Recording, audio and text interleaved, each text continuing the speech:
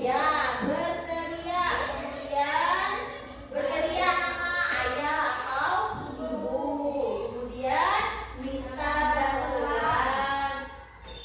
Kemudian kalau ada orang yang tidak kenal mengajak ya ditolak. Itu adalah langkah-langkah jika kalian tersesat. Kemudian di sini ibu ada video anak yang tersesat. Kalian perhatikan ya.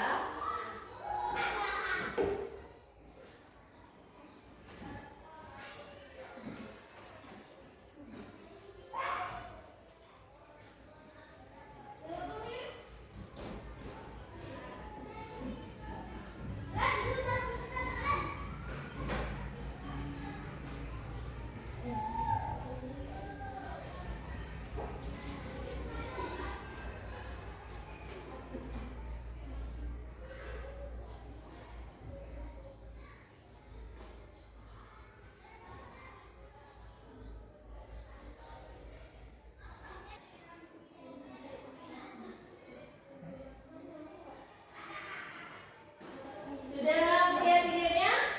Sudah ya. Bagaimana perasaannya? Nah, sekarang ibu akan membacakan suatu cerita Sinta tersesat di pasar. Kalian dengarkan ya. Di sebuah kota kecil yang ramai, Sinta berjalan menyusuri pasar tradisional yang penuh warna. Ia hanya berniat membeli beberapa bumbu dapur. Tetapi kesibukan pasar yang dulu membuatnya kehilangan arah. Bau rempah, suara pedagang yang menawarkan dagangan, dan lalu lalang pembeli yang membuatnya semakin bingung. Sinta mencoba mengingat jalan keluar, namun semua gang tampak serupa.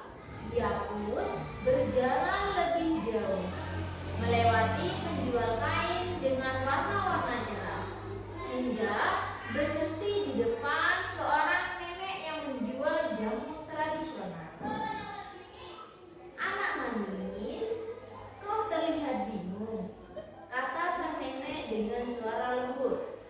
Sinta pun menceritakan bahwa ia tersesat.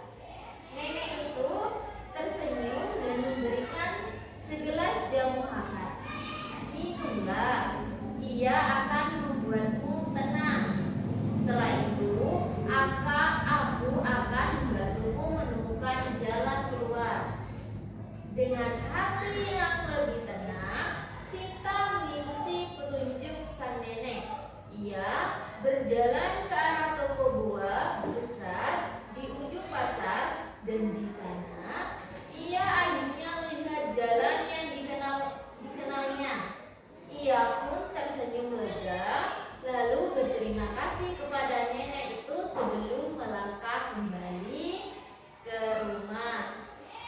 Sejak hari itu, Sinta tidak hanya belajar pentingnya memperhatikan arah, tetapi juga menemukan bahwa setiap sudut pasar selalu ada kebaikan dari orang-orang yang tulus membantu.